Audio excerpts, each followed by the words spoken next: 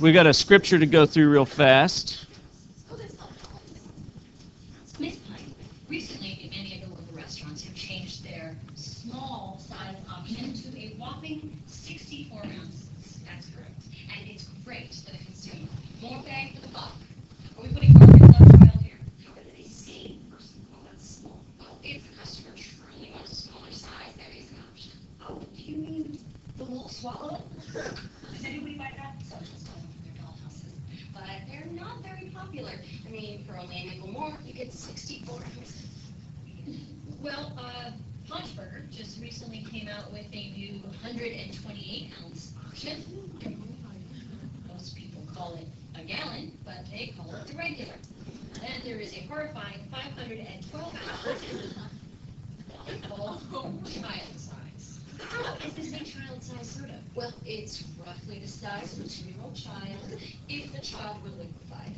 So real Barbie. I'm sorry, Miss Pinewood, but why?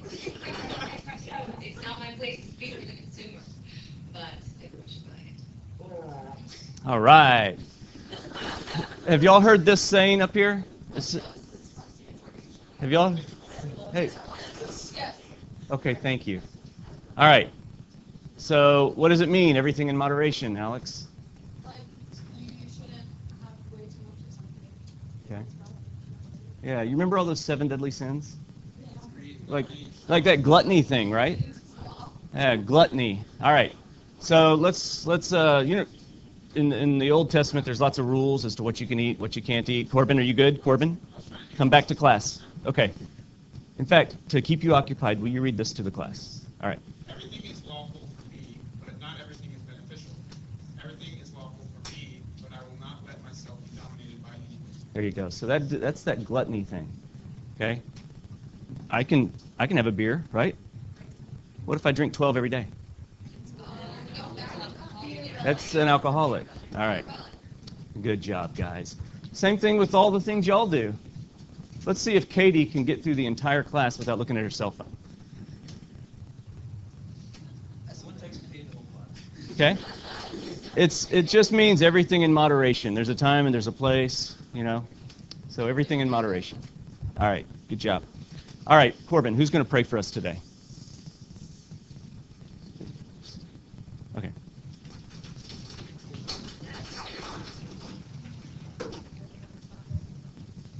Amen.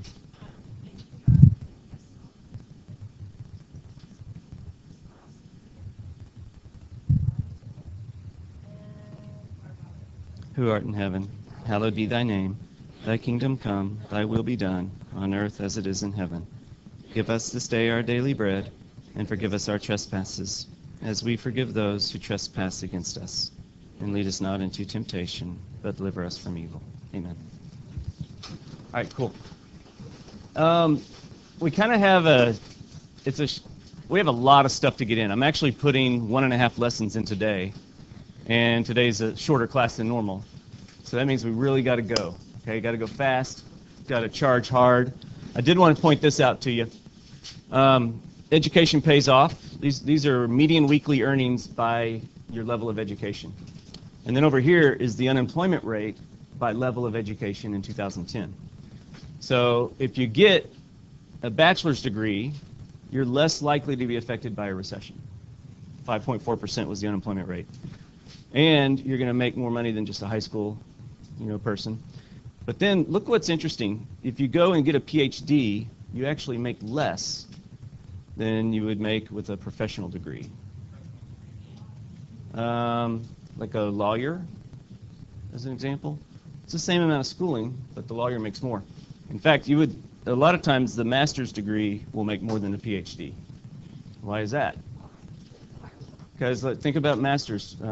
An MBA, for example, that's Masters of Business Administration. You're going to go work in business. What's a PhD going to work in? College, okay, or high school. So education doesn't pay as much as business, and so that's why a lot of times the doctoral degree doesn't pay as much. Yes, ma'am? That's your 2-year college degree. So if you went to Eastfield and then you go to their graduation, you earn an associate's degree, is what it's called. Okay.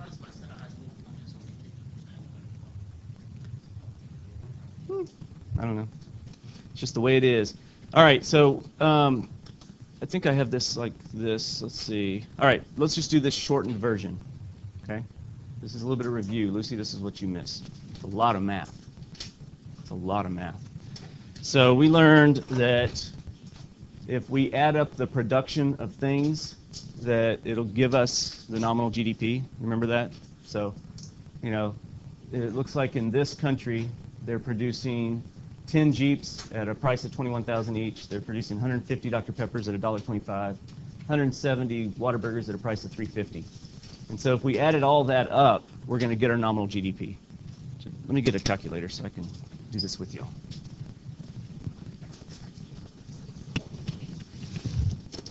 Yeah. Actually, will somebody do 2012 for me that remembers how to do this? That way we can go faster. Okay, you already got 2111. All right, 2011.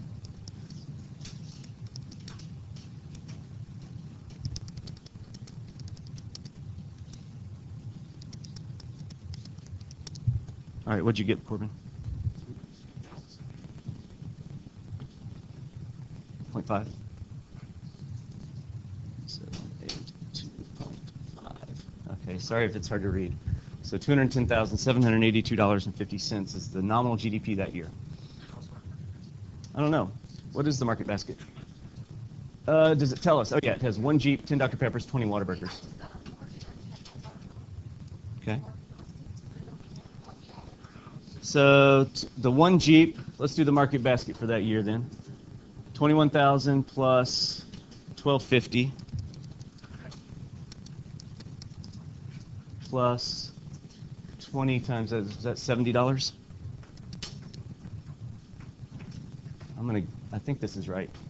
21082.50. Okay, cool. We're told what year's the base year? Okay, so our deflator this year is 100.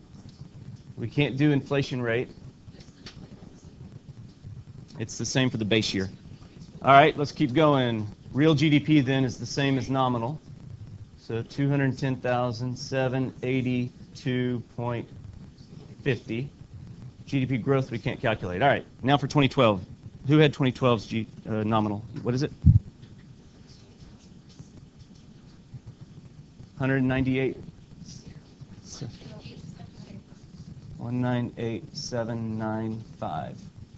Okay, very difficult to read. 198,795. All right, the market basket then is going to be the 1 Jeep, 10 Dr. Peppers, 20 Whataburgers for that year. So 22,000 plus 10 times $1.35, which is $13.50, plus 20 times 350 again, so 70. So the market basket in year 2 is 22,083.50. Now, the deflator is different for this year. All right? So, Lucy, your question earlier, is it always 100? It's only 100 in the base year. Addison, do you have a question as we go?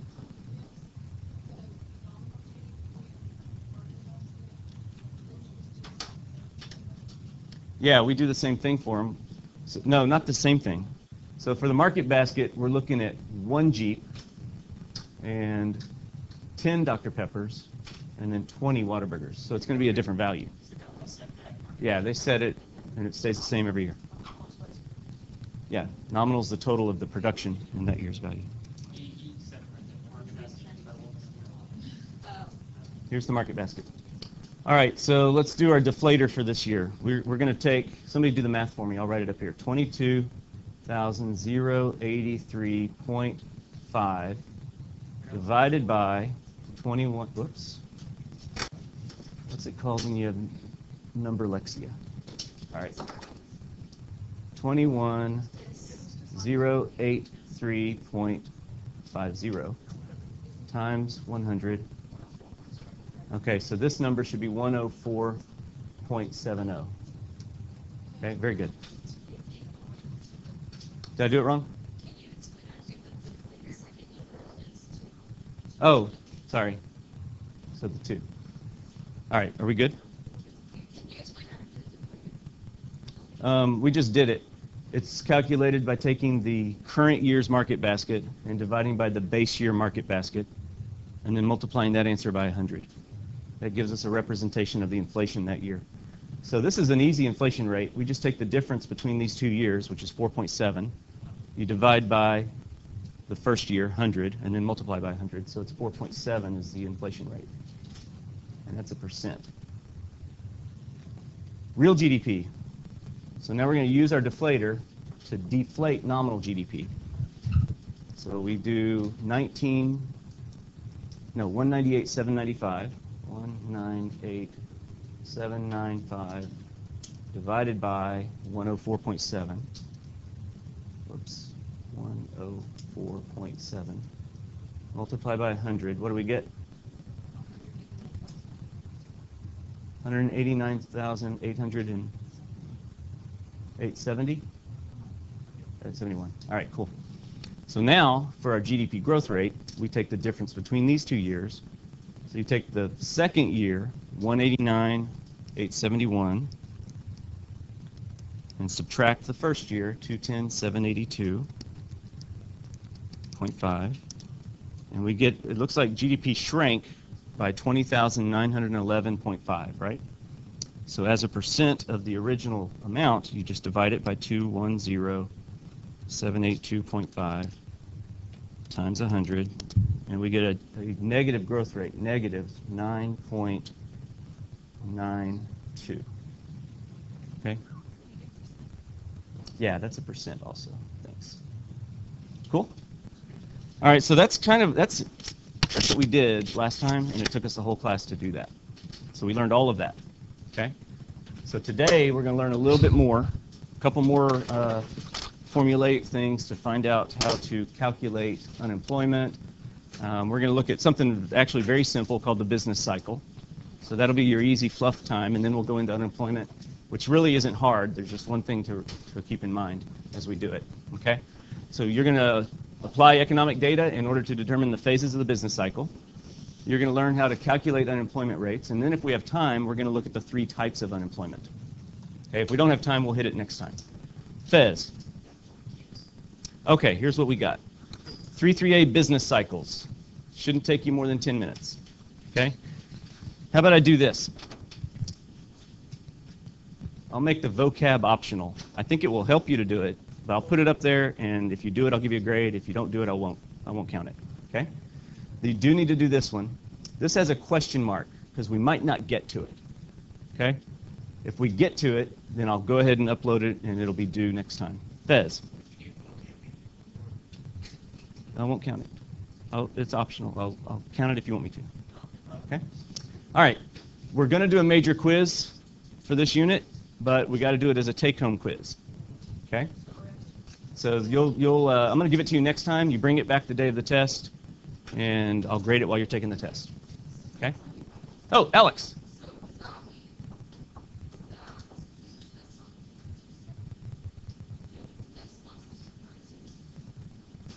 Do we have a test on Tuesday? There's something on. Isn't there something on Thursday? I forget what day it is, but I'll give you 2 days notice for the test, okay? So no. All right. So let's go through the business cycle. All right. So the business cycle is just how we label changes in real GDP. Okay? So it's all based on GDP. And when I say GDP, I'm meaning real GDP. Okay? So we have 4 phases. We got recessions, we've got troughs, we've got recovery, we've got peaks. Some other words for these things. A recession is sometimes called a contraction. They mean the same thing, though. It just means something's getting smaller. Okay? In this case, real GDP is getting smaller during a recession, or called a contraction. In recovery, we also use another word called expansion. Okay?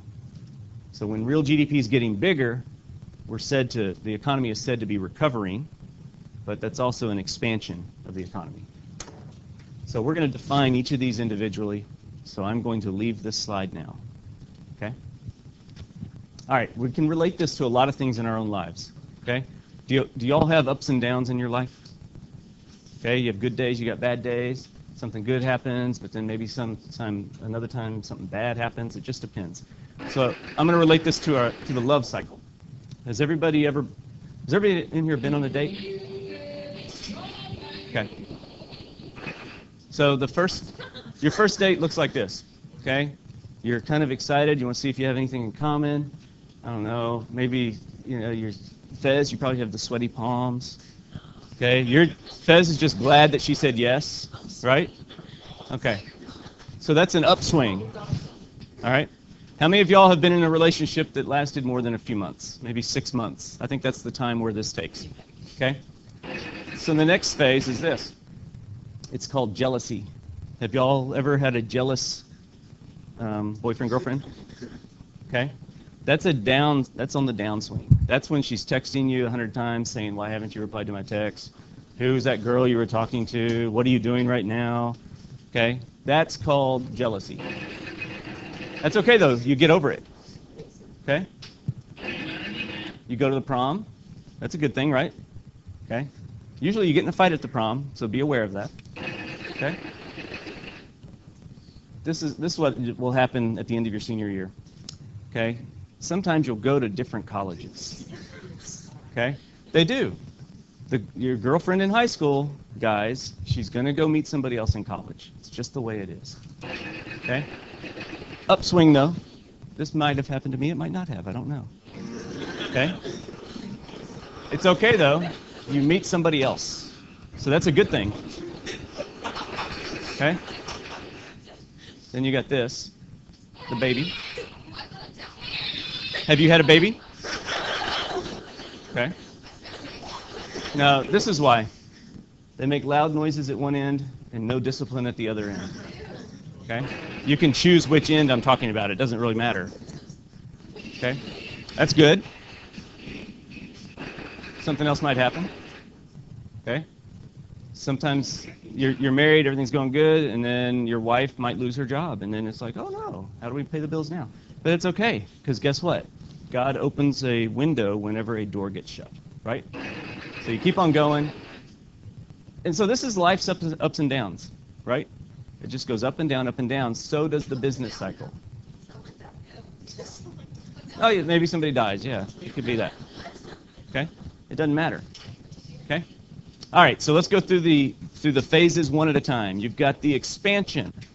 How's expansion defined? It's a period of growth where the GDP increases. And when I say the GDP, I mean the real GDP.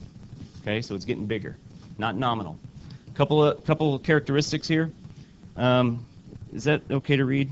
Can you all read through the little thing that's blocking us, the little translucent? Okay.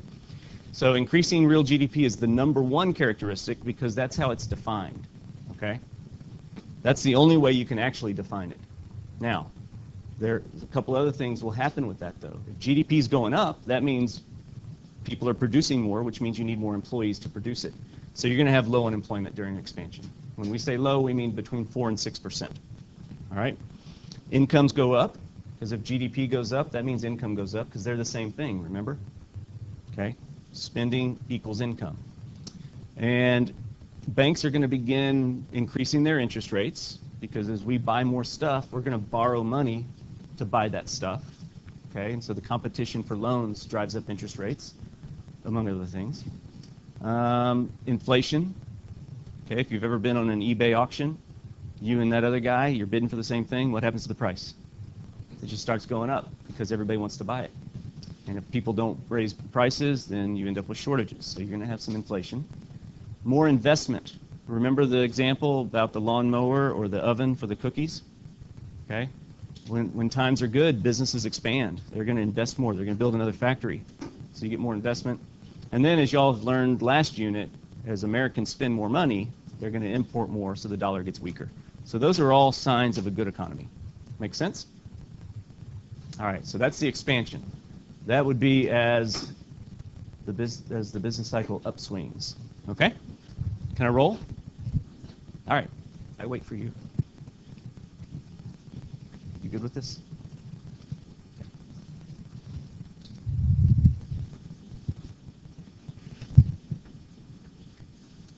So as an aside, all the bad things that happen in life, they're actually good. Okay? Because imagine, what if you didn't break up with that girl you liked in 8th grade? You wouldn't be with the one you're with now, or the guy, right? So it's a good. Now can I go? Nobody's yelling at me? All right. So now we have the peak. Okay, the peak is just the end of the expansion. It's where real GDP reaches a maximum point. So those of you in calculus, what is that called? No? What do we call it? A local max? Okay. All right. Well, that's a local max, a peak. Okay? That's when real GDP reaches the highest point, and then immediately following that peak, guess what's going to happen to real GDP? It starts getting smaller. Okay? So real GDP reaches a high point. That's how we know it's a peak. All right? At the peak, unemployment's really low. Okay? Because it's also, when GDP is at its highest, you're going to need most employees. So 4% or less is probably what the unemployment rate would be. Inflation becomes it's worrisome. You know, we start to worry that inflation could be too high. That's all that takes place in a peak. The main thing, though, is this. Real GDP reaches a high. Okay? That's the only way you can actually diagnose the peak. The other stuff just kind of follow along. All right, are y'all good with this? Real GDP reaches a high point. No, okay, sorry, how do you know if it's a high point? Oh, you don't know if it happens today. You won't know until the next time you get a GDP report. Okay? In fact, GDP is actually kind of a lagging indicator. It only tells us what's going or what happened about 3 or 4 months ago. We don't know what GDP is right now. We only know what it was about 4 months ago. Okay? Alex. Yeah, peaks aren't necessarily good. Yeah, that's not a good thing because what's going to happen? What do we know happens immediately following the peak? We start going down, okay? And so that, yeah? Yeah, if we don't know that it's a peak, so we could be sitting on a peak right now. We wouldn't know it, so we just think the economy's great. Okay? You don't know for 4 more months. Yes, ma'am. Wouldn't a peak be good though, because if it's an expansion when it's going up? Mm-hmm. Okay, so it's a weaker dollar, so once it starts going down. Okay, just think of it this way. Have you ever had something really, really good happening? Oh, like this class. You're in this class, you're on a big high, and then all of a sudden the bell rings. That's horrible. Well, but you said that expansion is a weaker dollar, so wouldn't the peak, wouldn't that be the weakest dollar? Yeah, the dollar's at the weakest point. So wouldn't that be good, because then once we start going down, the dollar gets stronger? Yeah, that means it's going to happen, but none of that matters, okay? Y'all pay attention. The only way to define it is real GDP reaches a high point. And the reason that's not necessarily good is because the next day, GDP is going down, okay? The dollar gets stronger. I don't care about the dollar. Yeah, the dollar doesn't make any difference. Okay, you want the dollar to be stronger if you're buying imported goods, right? So it all depends. None of that, it just all depends. So we don't focus on that. We focus on this because this is directly related to unemployment, all right? So now let's look at the bad stuff, the recession, all right? For a recession to be diagnosed, GDP has to shrink for 2 quarters in a row. So GDP is a quarterly statistic. So January, February, March, we'll get a number for GDP. Then what's next? April, May, June, we get another number for GDP. If both quarters of those 2 quarters are negative, then we're in a recession. Everybody got it? So what happens in a recession? First of all, the only characteristic that really counts as far as diagnosing the recession is that real GDP is falling. Okay? 2 quarters minimum. Other things that occur, though, unemployment's going to go above 6%. Okay, incomes fall. Interest rates are going to fall. Okay, when we start talking about the Fed, you're going to learn that they're going to drive interest rates lower by pumping up the money supply. There's going to be less investment now. If you're a business owner and you're in the middle of a recession, you don't know how long the recession is going to last, so you're probably going to cut back on investment. You're not going to replace all that capital that depreciates. The dollar will strengthen as we spend less overseas. And then number 7, that's kind of something we don't think about, but there's more crime and there's more social problems during a recession. Okay? Yeah, you'd think mo money, mo problems, but a lot of times it's no money, mo problems. Yeah. All right, y'all good on this one? All right, so it's underlined, so let's re-highlight it. To be a recession, you got to have GDP shrinking for 2 quarters. Okay? No, not technically. Well, let's see. Did we get? Have we gotten June's number? We might have got. I don't think we are. No, we're not. But there was a worry because the first quarter was down this year, and so everybody was like, "Uh-oh." 3 months. Okay. All right, y'all happy with this now? Oh yeah, we could have small recession. Right. If it's less than 2 quarters, yeah, doesn't count. Okay. Yes, ma'am. Emily.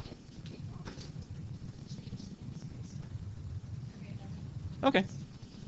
So next, a couple other little notes for you. We've had 12 recessions since World War II. Typically, a recession will last 6 to 16 months. Okay. On average, a recession is lasting 11 months.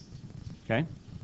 They're going to affect 1 out of every 4 or 5 families, because somebody's going to lose their job. About 1 out of every 20 workers will lose their job in a recession. We've had a recession in this country every decade for the last 200 years. 2008. Mm-hmm. And it lasted, I think, 11 months. Nope, maybe it was 16. I forget. You should just note that they last about 11 months. Okay. Expansions last about 4 years on average. The ones in our lifetimes have been a lot longer. Okay. A lot of that's due to stabilization policies that we're going to talk about next unit. All right, y'all happy? Don't write things word for word. It's wasteful. Okay? The trough is the last phase of the business cycle. Okay? This is going to be where GDP hits its lowest point. So for you calc nerds, it's the local minimum. Okay? So the trough is bad news and good news. Okay? The bad news is that unemployment's going to be at its highest, output's at its lowest, times are really, really bad. The good news, though, is that it starts going up. Okay? People are going to begin starting to get their jobs back after they've lost them. Okay? So the trough is the start of the expansionary phase. So that's why a trough is a good thing, really. The peak, to go back to Rachel, the peak is really the start of a recession, so it's not necessarily a good thing. All right? We happy? So trough, define it. It's where real GDP reaches its minimum point. Yeah. It's like I've hit rock bottom. There's only one way to go. All right. So looking at this would be a peak. How do we define it? Real GDP reaches its maximum. Then we have the recession. Yes, ma'am? No, they're going to lower them, but don't worry about that for this unit. It's just a little aside, a little extra information. Okay? Recession, real GDP declines for 6 months. That's 2 quarters. Okay? Then we've got the trough, and then we've got a recovery. Okay? And that's when real GDP rises again. So from peak to peak, or from trough to trough, on average, a business cycle is about 5 years. Okay? So you got a year for the recession, 11 months, and then you got 4 years for the recovery. That's all on average. Again, like I told y'all, in our lifetimes, I'll include me, our recessions and recoveries, the recovery's been a lot longer. Okay? Recessions have averaged about almost a year. Jordan. Oh, sorry, that's the trough. I should have changed that. Yeah, the yellow is trough. All right, so let's find the peaks and the troughs. Okay. Katie, tell us where a peak is. The first peak of this business cycle. You got it. 1981. Perfecto. Okay. And then Bibbit, tell us where we have a recession. Perfect. And so the trough is awesome.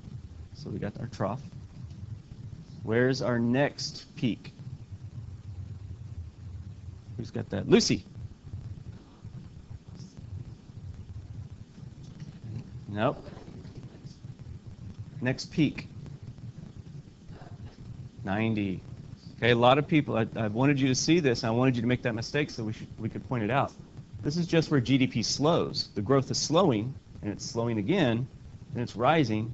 So the peak it's a local max. That means below it, or on the left it's lower, on the right it's lower. Okay? All right, cool. So that's one cycle. So that's an example of a business cycle, not in your lifetime, but in mine. And it lasted, it looks like, what, 9 years? Yeah, long time. Here's some recent business cycles. So we'll look at most of your life. I think your life will start around here. Okay? So we got the expansion. That was the Reagan era. Okay? So he's credited with having, at that time, the longest peacetime recovery. Then it peaked in July 1990. We went into a little bit of recession. Okay? But during that recession, George Bush, the senior, lost his job. And Bill Clinton was elected. He's credited with, now it's the longest peacetime recovery in history.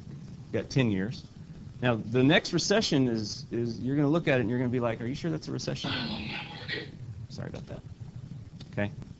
Trough, 2001. Peak was March 2001. That's only 3 months, right? Yeah, but it is. Okay. So it started in March. So January was positive, February was positive. By the way, they were both really weak. But then March was so negative that it brought the whole quarter negative. Get that? Okay. And then April, May, and June, they were negative. And so you have 2 quarters. It was just a really short recession. Okay. So then you got the George W. Bush years, peaked in 2007. So that's when the recession started. Okay. And then we have what's called the Great Recession. And it lasted, how long is that? 1.5 years. So that's the biggest one in our lifetimes, my lifetime and yours combined. Okay? So let's go through this now. We've got the business cycle. It's defined as, do y'all ever play Mad Libs? Yes. All right. Pick me 2 nouns that you could fit in there. Go ahead. You're good at this, Katie. Yeah. Business cycle defined as the... That'll work. What else? Ups and downs. I like that one. Rise and fall. The upturns and the downturns. That's perfect. So ups and downs, the rise and fall. Well, you could use that one too. The contractions and the expansions. Okay. It all works. Okay. It all works. So Fez, the high point of the expansion, is called what? The peak. Very good. The period of growth where GDP is increasing, Allie, is called expansion. What's another word for expansion? No, it's a real economic term. No? You know it? You know it? Sophia, she's not fast enough. Go.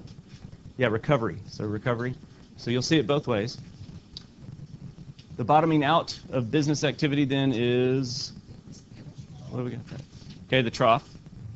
When are laid off workers called back to work? Expansion. Okay. When are we near or at full employment? Okay.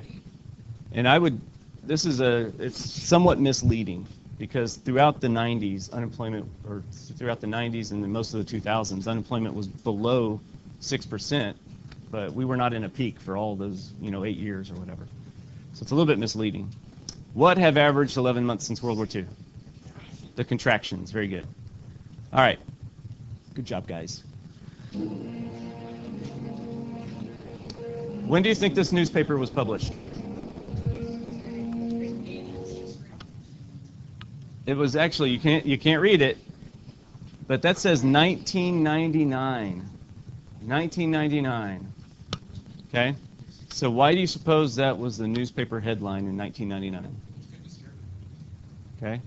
It's because just like the weatherman, who has tools at his disposal to predict the weather, economists have tools that help them predict the economy. And all of the measures for prediction were saying that we were going into a bad recession. Okay? By the way, here's some depression stats. So, see, the Great Depression was really, really bad. Can you imagine living through that? It was really, really bad. So those aren't things you'll be tested on. Okay, but as another note, USA, we had a 20% unemployment rate. Can you imagine that? 20%. Yeah, Germany was the worst. Okay, how did we get out of it? Well, yeah, what credited it? I mean, you learned about the New Deal and you learned about World War II, right? Okay, most economists are going to say that the World War II brought us out of it. Okay, so if you look at all the spending that took place, 1944, 40% of our GDP was the war spending. And a little known, I don't know if y'all learned this in history or not, but you remember when we started the Lend-Lease program and we started selling armaments to the Allied? You need to go? Okay. They paid us with gold. So we spent all this money without raising taxes, and so that's what ended up boosting our GDP. Unemployment hit an all-time low of 1.2% by the end of that war. All right, so the weatherman, he's got all these tools, right?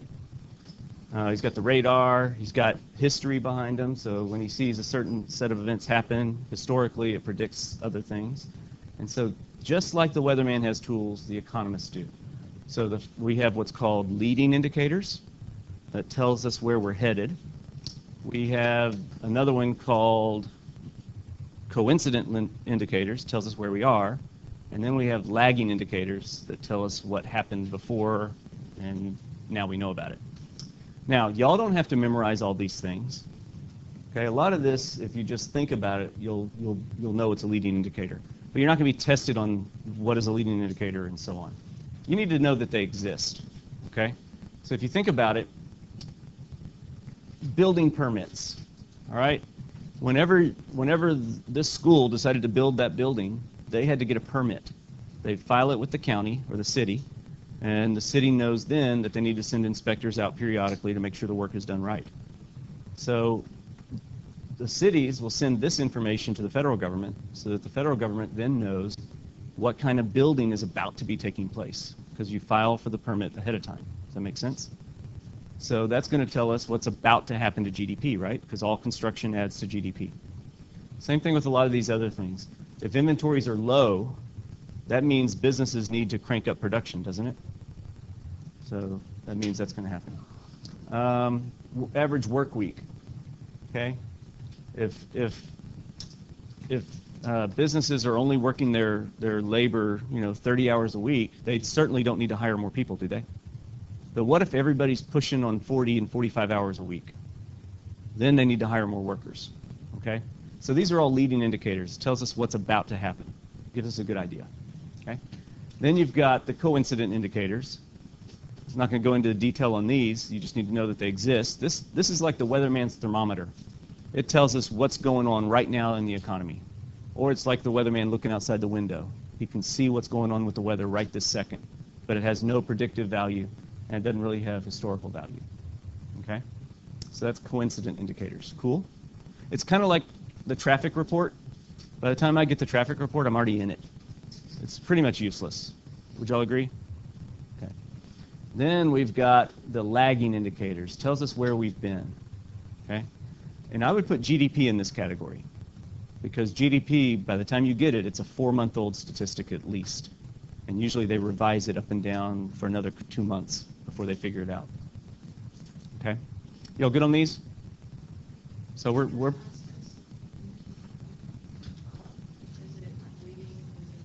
I'm not going to ask you to identify a statistic and tell me if it's leading or coincident or lagging. But if you have a question that says what type of indicator tells us what the future might hold, then it would be the leading indicator. Okay. All right. I didn't want to spend a lot of time on that. I want to hit the unemployment now because the unemployment is more difficult to get. Okay. So we've got to know a little bit of definitions here. We've got to know some vocabulary to understand unemployment. All right, and some of this may surprise you. All right. First of all, discouraged workers. Okay, this is an economic term for people who don't have jobs, but they've stopped looking for a job. Okay, that's why we call them a discouraged worker. Cool? Makes sense? They are not. Okay. So these are discouraged workers. Is this page on? What's it called? Blackboard? No, well, minus the definitions, it is. Okay. All right. Unemployed workers. So to be classified as unemployed, a couple things have to happen. Number one, you have to be jobless. And then number two, you have to be actively seeking a job. That means every day you wake up and you're checking, the one ads. You're sending out resumes. You're looking for a job. You're knocking on doors. Okay? So that means if you're actively looking, you're unemployed. But these guys who have given up, the discouraged workers, they're not technically considered unemployed. Everybody follow me? All right. Part-time workers. This is up here because the federal government, when they calculate the unemployment rate, if somebody has a part-time job, they're considered fully employed. And by the way, a part-time job, you could just work 1 hour a week. So if you work 1 hour a week, you're considered fully employed. Okay? So that leads us into the employed worker. The employed worker is somebody who works just 1 hour a week for pay, or 15 hours a week for no pay, like a volunteer. Okay, so if you volunteer, there is no difference. But I'm just giving you that information so that you don't get tricked up. Because That's the general definition. yeah, this is the general definition, and so you need to note that a part-time worker is considered fully employed. Why is someone who works 15 hours It's the government. That's what they decide. So yeah, the government decides who's employed and who isn't based on this stuff. Bless you. All right, labor force. Okay, our labor force is going to be the number of people who have jobs, employed, plus the number of people who are considered unemployed. Everybody got these defs? And I checked before class. Our current unemployment rate is finally below 6%. Okay, this is the first time in 6 years that it's been below 6%. What about combined vendor Well, the U6 rate is much higher. It's probably 12. Yeah. All right. So we have full employment when cyclical unemployment is 0. When an economist says we have full employment, what he means is the unemployment rate is between 4 and 6%. So right now, a lot of people will say that now we are fully employed. Okay. It doesn't. Now there's a whole bunch of these people who don't have jobs though. So it can be misleading, but that's the statistics we use. Okay? Can we roll on? I think we got an example in the classroom for this. Yeah, we're going to calculate the unemployment rate for the classroom. Okay? To calculate unemployment rates, you take the number of people who are defined as unemployed, and you divide by the number of people who are in the labor force. Everybody got me? Then you multiply that whole thing by 100, and that will give you the unemployment rate. So we're going to do a classroom example. In addition to that, though, I'm going to teach you what the labor force participation rate is. That's become a more interesting statistic over the last few years because of all the discouraged workers. All right, so we'll also calculate that. That's the number of people in the labor force divided by the number of people that are working age, which means 16 and up. Okay? Times 100. So, classroom example. Well, that's all I got. Okay. Labor force. So let's punch in some numbers here. What is our classroom population? 1, 2, 3, 4, 5, 6, 7, 8, 9, 10, 11, 12, 13, 14, 15, 16, 17, 18, 19, 20, 21, 22. Y'all check my numbers, make sure they're right. Okay? So we have a population of 22. How many in here do not have a job? Now, I'm not asking if you're unemployed. I'm just saying how many of you don't have a job. So keep your hand high so I can count these. We got 1, 2, 3, 4, 5, 6, 7, 8, 9, 10. Okay? If you knew nothing about economics, you might think that the unemployment rate was 10 divided by 22, right? You might think that, but it's not. All right. How many of y'all have jobs? Raise your hand. Okay. 1, 2, 3, 4, 5, 6, 7, 8, 9, 10, 11. Do you have a job? Okay, so 12. So we need to make sure those added up to 22, because that's important. All right, those of you without jobs, okay, there's 10 of y'all without a job right now. Will you raise your hand if you're looking for a job?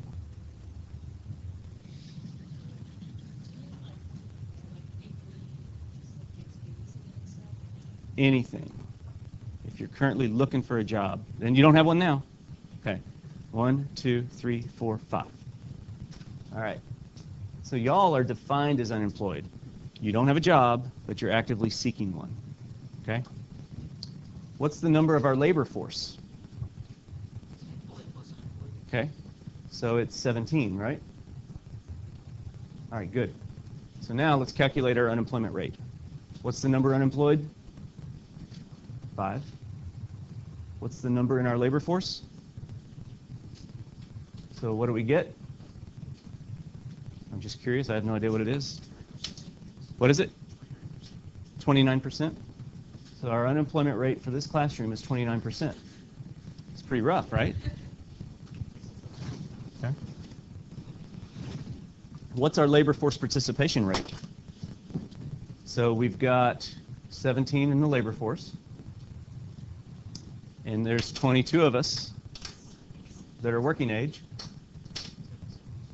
77%? What do you think the national labor force participation rate is? You think it's 77, or you think it's lower or more? Is it lower or higher? It's a lot lower. It's like 60%. Okay? All right. So that's how you compute unemployment. A couple key mistakes people make. Sometimes people will take the number unemployed divided by the employed. That's going to give you the wrong answer. You got to take the number unemployed divided by the labor force. So you always got to remember that. Okay? Some of you will make that mistake, even though I just told you not to. So you got to focus on labor force is unemployed plus employed. All right, here's another example. This is from 2004, so this is like real numbers. We had 84,200,000 people who are under 16 or in prison or hospitalized, stuff like that, so they cannot work, okay? So they're not part of the labor force. Then we got another 76 million people who are not in the labor force for other reasons. So what are some reasons why you wouldn't be in the labor force? You're disabled. Okay, what else? Retired. Very good. What else? Huh? No, you're in jail up here, so that's not one. Good answer, though. Hold on, go. What is it? You're not looking for a job, a discouraged worker. What's another individual, and a lot of y'all probably know him. I knew one a while back. Moms, right? A stay-at-home parent who chooses not to work. So that's 76 million people there. Well, but not for a volunteer organization necessarily. Maybe they do, maybe they don't. Some do, some don't. So it just depends. Okay? So there's a lot of that. And then in 2004, we had 138 million people employed. And then we had 8.2 million unemployed. Okay? So that's what our numbers looked like in 2004. And to calculate the unemployment rate, what numbers do we need to use? Labor force and... Okay? So it'd be the 8,200,000 unemployed divided by, this plus this, so it's this, divided by 146,800,000. Okay? And then you got to remember, turn it into a percent. Multiply by 100. All right. That's pretty good, 5.6%. All right. So how does the government know who's employed and who's unemployed? They do a survey. Anybody in statistics? Okay, what's the minimum size sample you need for a good statistical survey? It's like 30, believe it or not. Okay, but these guys call 60,000 just to be safe. All right, it's a little bit outdated. Who has a home phone? I don't have one anymore. So this is getting harder and harder to do. Okay. They ask these 3 questions, all right? Number 1, so let's have Lucy. Lucy's the example. They call Lucy, and they say this: are you working? You are, okay.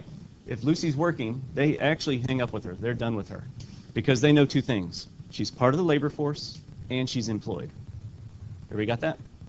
All right. Instead, they call Megan. Are you working? No. All right. At this point, do they know anything about Megan? All they know is she's not working. Is she part of the labor force? Don't know. Is she unemployed? Don't know. So they gotta delve deeper with her. Okay. So Megan, did you work at all this month, even one day? You did? Okay. So she's going to say no, because it helps my example. All right? So if she did say yes, though, she's probably part of the labor force. They probably need to dig a little deeper, though. Okay? So they say if she said no, we still don't know if she's unemployed. Okay? And if she's not unemployed, she's not part of the labor force, so we got to ask another question, and here it is. Did you look for work during the last month? No. So if she didn't even look for work, she's not unemployed, and she's not part of the labor force. If she says yes, then she is unemployed. She is part of the labor force. Okay? And then they extrapolate the data to give us an estimate of the overall unemployment rate. Okay? No. There's a third question, or fourth question. There you go. That's very harsh, but it's true. All right. So let's practice this. Fez, get out your calculator. Go fast. In 42 people are unemployed. 658 are employed. What's the unemployment rate? Okay. Ariel, since you volunteered. The next one, 1 million are unemployed. 19 million are employed. What's the unemployment rate? Oh, Fez, you go first.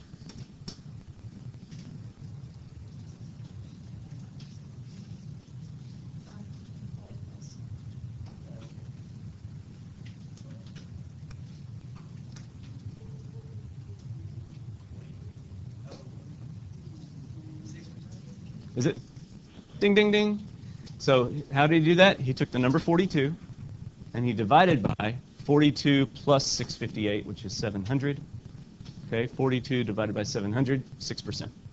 All right. And then Ariel, Corbin says your answer is what? 5%. So on this one, she took 1 million, and she divided by 20 million. 19 plus 1 for the labor force. Okay? Now, when y'all do homework and tests and everything else, you actually have to carry this out 2 decimal places. Okay? Here's why. What if this was 20 million people employed? You could incorrectly do this by doing 1 divided by 20 and get 5. But it would have been really 1 divided by 21. And then you don't get 5. You get 5 point blah, blah, blah. Okay? So you got to make sure you do this correctly and take it out 2 decimal places in a percent. Well, we'll change the question. Now it's 20 million people employed. So to calculate it now, you got to do 1 divided by 21 because the labor force is the employed plus the unemployed. So you get a totally different answer. So that's why I need y'all to take them to 2 decimal places. Otherwise, you could be doing it wrong and still get the same answer, and I don't want y'all to do that. I want you to do it right. Okay? Yeah. If that's what it is. All right, let's move ahead and do some more stuff. All right, labor force participation rate. So our labor force participation rate, I told you, is around 60% today. It's the lowest it's been in, I forget how many years, 30 years, I think. But here's how you calculate it. 120 million people are part of the labor force. Okay, so they're either unemployed or employed. That means they're labor force. 200,000 people are of working age and therefore available to work. So of those 200,000, how many of them participate in the labor force? Well, 120 divided by 200 times 100 gives us what? Is it 60 even? Okay. So that's how you calculate it. I have a little video if you want to see it. Yeah, just put 0.00. The only measure of my success as president, when people look back 5 years from now or 9 years from now, is going to be, did I get this economy fixed? The labor force participation rate going down, people being discouraged and leaving the labor market. Labor force participation, people are just dropping out of the labor force. Some of the number of people leaving the labor force was significant. It's been stuck at the lowest rate in more than a quarter century. This fall in the labor force, lots of folks giving up. There are 2 numbers we didn't talk about: the labor force participation rate, which fell, The adult participation rate going down month after month after month. Smallest labor force in 30 years. Almost 500,000 people simply stopped looking for work. People were still appear to be withdrawing from the labor force and just giving up. And you still have a labor force participation rate of 63%. That number is way too low. So it got lower and lower and lower. But at that same time, the unemployment rate was also getting lower and lower and lower. So that's why sometimes unemployment rates can be misleading. You got to delve deeper, look at the data behind the data. You know what I mean? So when the labor force gets smaller, it can lead to lower levels of unemployment, even though there's not more people getting jobs. Yeah, it's like, I give up, I'm done. Okay? So since 2009, 6 million people have dropped out of the labor force. So that's one of the reasons the unemployment rate went down. All right, so let's answer these quick questions. I think we might have time to do the types of unemployment, so I think we're in good shape. During a recession, durable or non-durable goods are affected the most. What do y'all think? Okay, so when you're poor, you quit buying soup? Yeah, when you're in a recession, you're not going to buy a new car. So it's durable goods, manufacturing is going to be most affected during a recession. Don't worry about that last part. All right, whoops, sorry. So I gave you this one. So which type of indicators tell us where the economy's headed? The leading ones, okay? So which type of indicator gives us a snapshot of the economy at this time? Now you got coincident.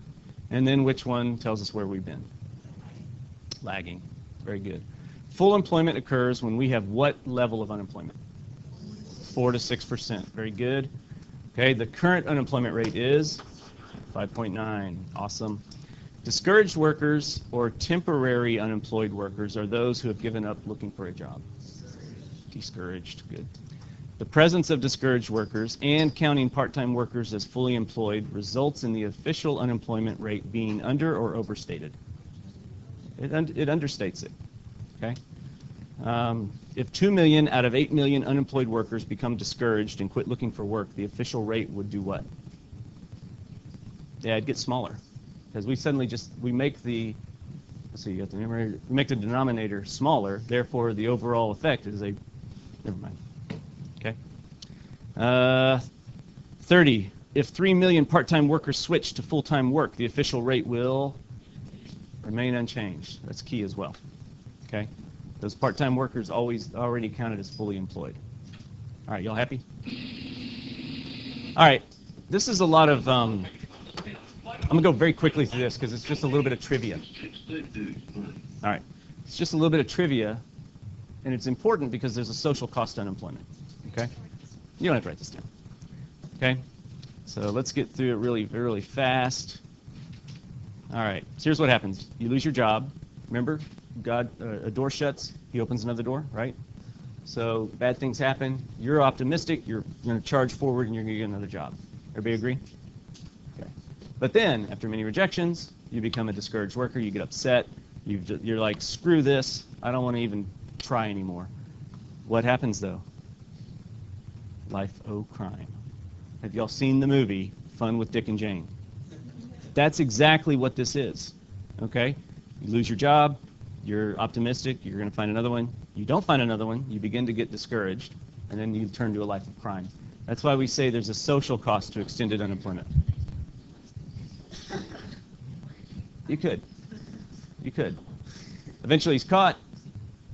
His kids cry because they can no longer go to BL.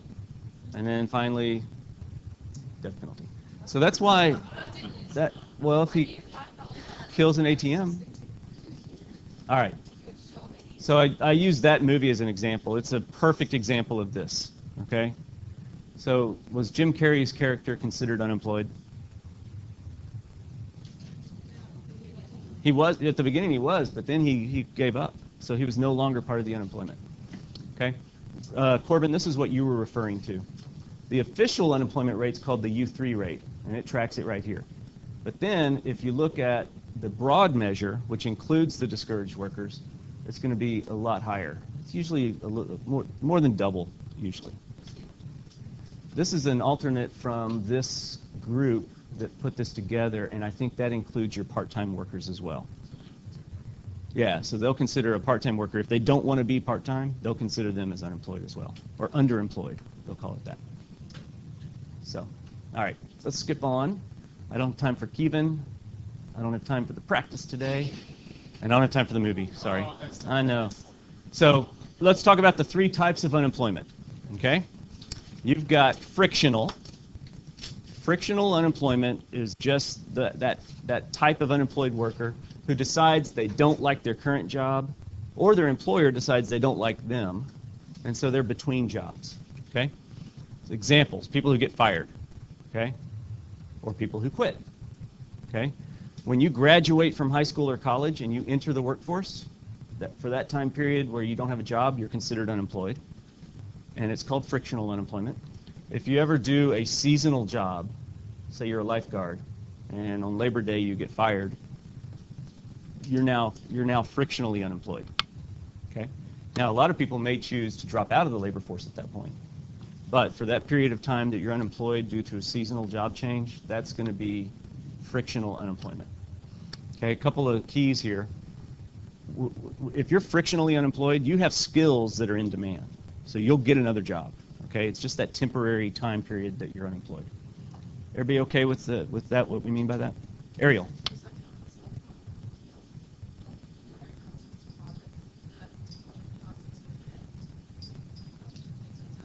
Yeah. So when the project ends and then he's looking for another one, yeah, he might be called frictionally unemployed. Yeah. Mm-hmm. Mm-hmm. Yep. So again, it's temporary unemployment, and you do have skills that are in demand. Okay, that's kind of your keys. All right, rolling on. You see this? This guy's talking to one of his workers. That might be the case. I don't know. She looks like she's a nice girl. Diana, will you narrate for us?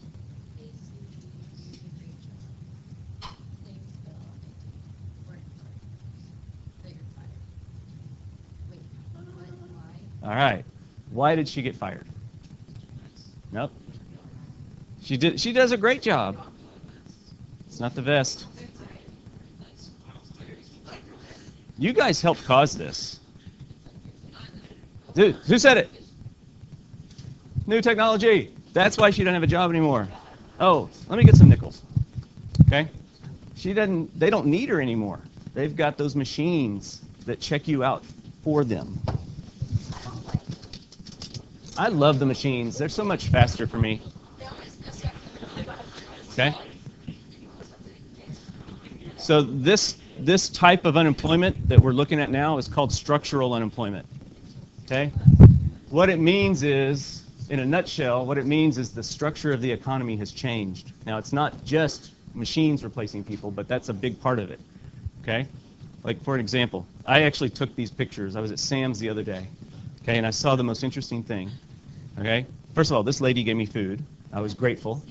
Yeah, she gave me samples, but guess what's happening? There's machines that do it. There is a machine that hands out free samples. Yeah.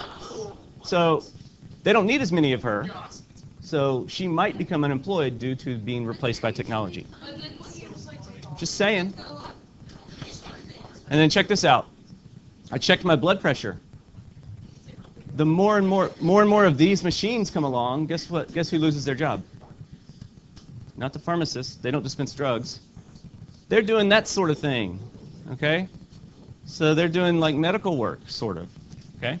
So structural unemployment now, if you don't change your skill set, when you become structurally unemployed, you're unemployed forever. Okay? This is when jobs go away. Remember, it's the structure of the economy has changed.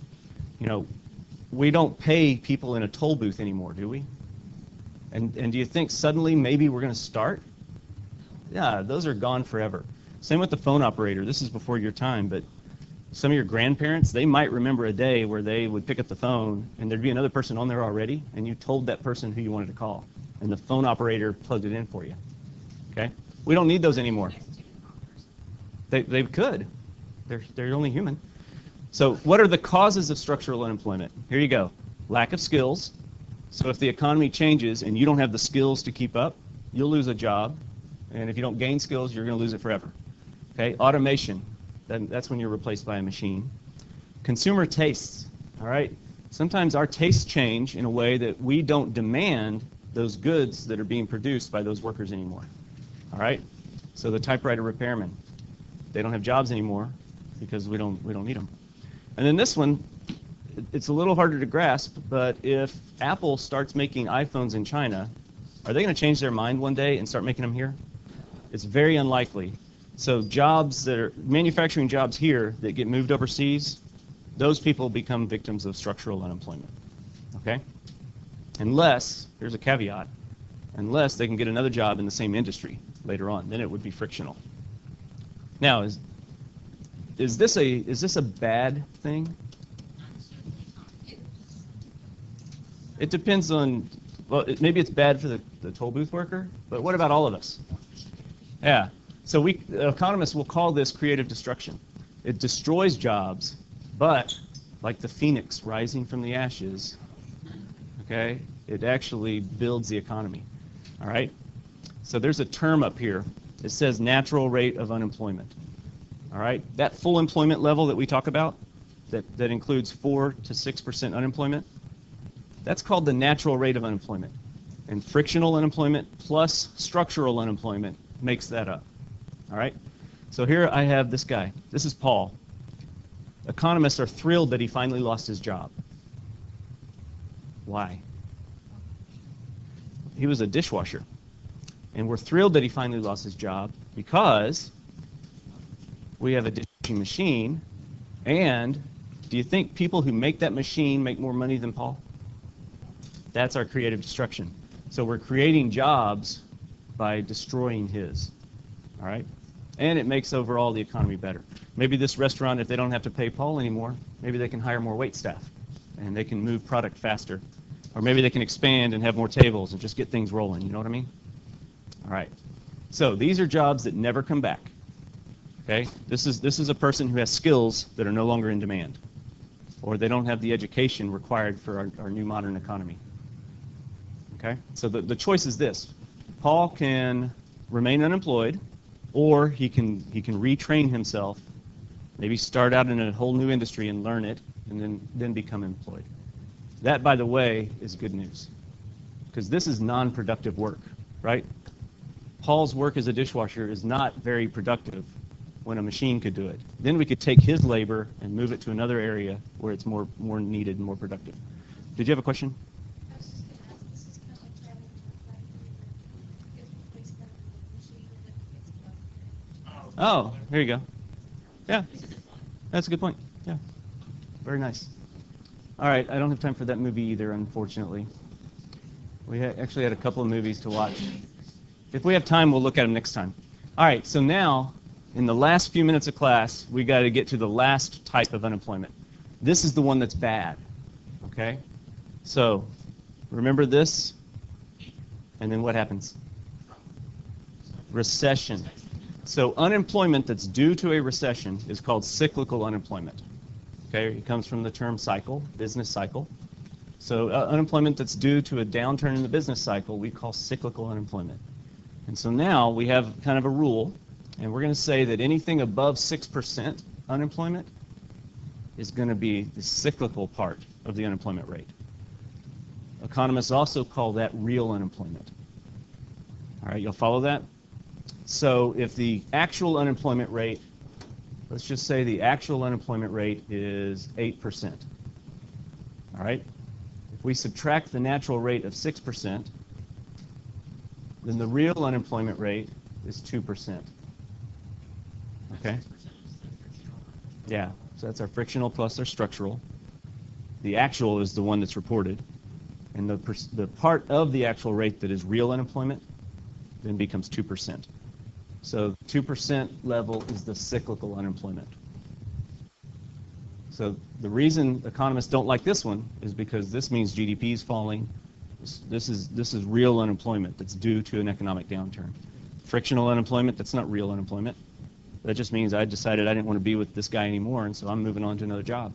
Okay? Structural unemployment is really, really bad for that worker, but it means the economy is changing. It's dynamic. You know, it's churning things over. It's changing, and that's a good thing. Okay? Now, these jobs come back. So if you gain unemployment due to a business downturn, as soon as the economy turns around, you're going to get hired back because you do have skills. They're just not in demand right now. Everybody follow me? All right, can I leave this? Awesome. Let's see what's left. I think that was it. Oh, let's do this. Let's do these. Let's see if y'all can tell me what type of unemployment this is. Mr. Walden, fed up with teaching, quits his job to pursue his dream of working in the fast food industry. Frictional. Very good. Okay? Mr. Walden soon discovers that Aggie code does not allow him to say, would you like fries with that? And now I give up looking for work. Not unemployed. Okay? That wouldn't count because I've given up. Okay? So it's a discouraged worker. There is no unemployment there. Mr. Walden loses his job because the government no longer wants kids to learn economics. This is tricky. Structural. Good job. I have a skill. I don't know if y'all aren't aware of this yet, but when you take economics in college by some other guy, you're going to find out I got skills with a Z. All right? But if my skills are no longer in demand, then I don't have a job. That's structural unemployment. I'm let go by BL because the recession has lowered enrollment. Cyclical, nice. I decided to quit my job and become a full-time student like the rest of the millennial generation. Doesn't count.